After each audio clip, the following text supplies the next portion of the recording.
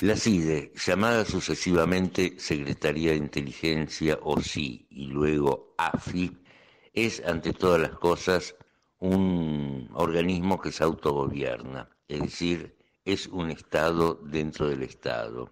Y como nominalmente se trata de un organismo que depende de la presidencia, en realidad es para los sucesivos inquilinos de la Casa Rosada una suerte de cuchillo de doble filo más que una herramienta o un instrumento puesto al servicio de la gobernabilidad. En todas las gestiones presidenciales que hubo desde 1984 en adelante, la CIDE signó cada una de esas etapas con algún escándalo. Viene a mi memoria el tema de la CIDE paralela con Guglielminetti a la cabeza en la época de Alfonsín, pasando por la sangrienta en términos políticos disputa entre los sectores de Salapatria y el grupo Estados Unidos en la época de Menem, terminando con el papel sinuoso y nefasto que tuvo el célebre espía Jaime Estiuso durante el gobierno de Cristina Fernández de Kirchner.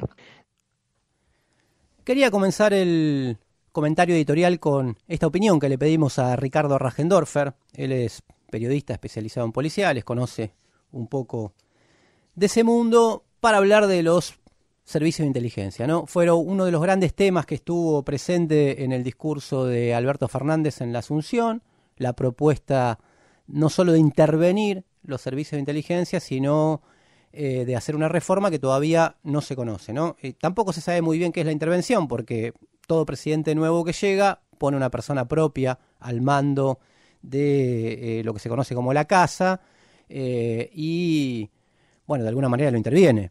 Pero supuestamente esto sería una cosa más profunda, una nueva reestructuración, un nuevo intento de reforma, bueno, una intervención.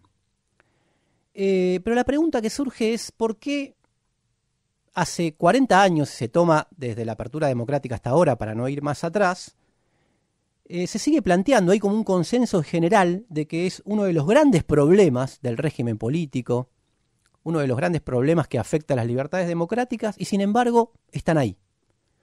Hubo reformas, cambió el nombre, era la CIDE, después pasó a ser Secretaría de Inteligencia, después ahora Agencia Federal de Inteligencia, y sin embargo siguieron ahí. Macri hizo un uso y un abuso, y no hay que olvidarlo, de los servicios de inteligencia. Si recuerdan la campaña, las movilizaciones y la campaña cuando Santiago Maldonado estaba desaparecido y la campaña mediática, ¿no? De muchas noticias falsas que circulaban que decían que Santiago podía estar en cualquier lugar. Todo el mundo sospechaba, y con razón, que eso venía de lo que se llaman los sótanos de la democracia, el criptoestado, un estado dentro del estado, como decía Ricardo Rajendorfer. Pero no solo Macri. Antes tuvimos, también lo nombraba Ricardo, a Estiuso, que atravesó desde los años 70, entró en el año 72, hasta la segunda presidencia de Cristina Fernández. En esa época tuvimos casos como el de Américo Balbuena, que estaba infiltrado en una agencia de noticias alternativa, la agencia Rodolfo Walsh. Tuvimos el Proyecto X. Entonces la pregunta es, ¿por qué existen? ¿Por qué brotan y por qué se mantienen más allá de lo que se haga de ahora en más? En cierta medida tienen una función estratégica, pero también tienen sus disputas internas. Lo estratégico es ser una continuación del Estado en la sociedad civil, digamos, ¿no? Disfrazado. La capacidad de infiltrarse, la capacidad de tener control social de una manera completamente incontrolable. Ese es el caso de Balbuena, como tantos otros, ¿no? Actuar de provocadores al servicio de armar causas para perseguir dirigentes sociales, dirigentes de trabajadores, opositores o lo que sea. Pero después también tienen sus escaramuzas o sus peleas tácticas como la misma policía, ¿no? Nosotros sabemos que la policía está para el control social del Estado, pero organiza sus negocios, su mercado, su plusvalía con desarmaderos, con trata de personas, con lo que alguna vez llamamos el negocio, la gran industria del delito, ¿no? Bueno, los servicios de inteligencia también tienen eso. Por eso estuvieron implicados en todos los casos de escándalo de los últimos tiempos, por lo menos, inclusive en giros políticos importantes que tuvo la política.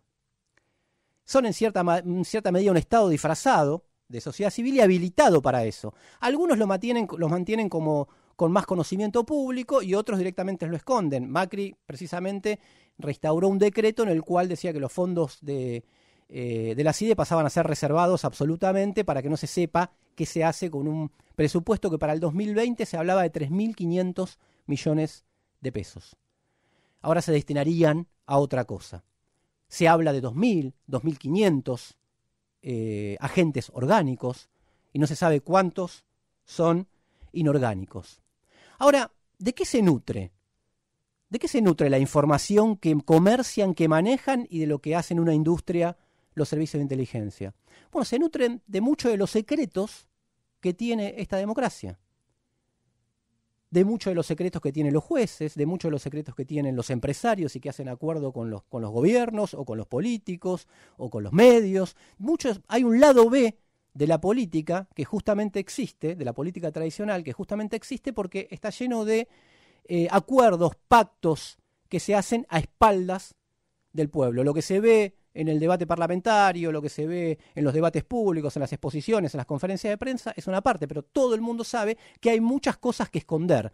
A veces los servicios de inteligencia utilizan información personal que pueden, digamos, usarla de cualquier persona y abusar información de cualquier persona que no necesariamente esté escondiendo nada o no tenga nada que esconder. Pero muchas otras se alimentan de esos secretos que existen y que se reproducen permanentemente bajo este régimen político y social. Entonces de ahí salen los carpetazos, los contubernios, las corruptelas, las estafas, las maniobras legales e ilegales que mucha gente tiene que esconder. De todo ese mundo secreto, los servicios de inteligencia hacen una industria y la venden. Uno piensa que si la compran o la venden.